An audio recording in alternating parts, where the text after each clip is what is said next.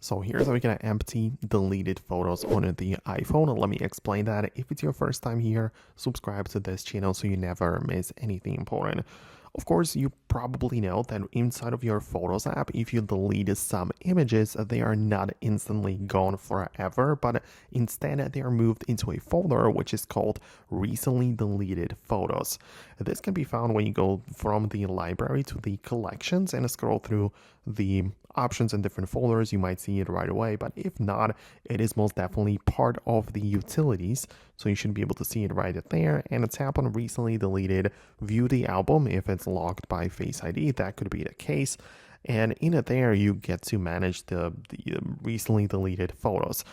Every single picture which is here is going to give you the time information. So it's basically like a countdown from 30 days to 0 and how much time you have left before it's automatically and fully deleted. But you can even select it as such and click on the delete, or have all of the pictures selected and tap the three dots and then delete all of them. This just makes sure that you don't have to wait for the 30 days to make the photos be gone forever, and you can just delete them right away. So that's how you can empty your deleted photos.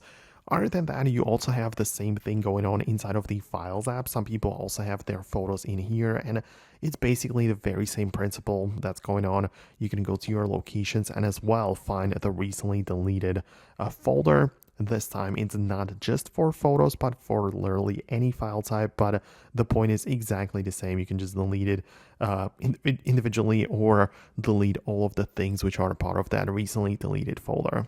So hopefully I managed to explain it to you. Let me know what you think. Subscribe for more guides and tutorials like this one, and I hopefully get to see you later in the next videos as well.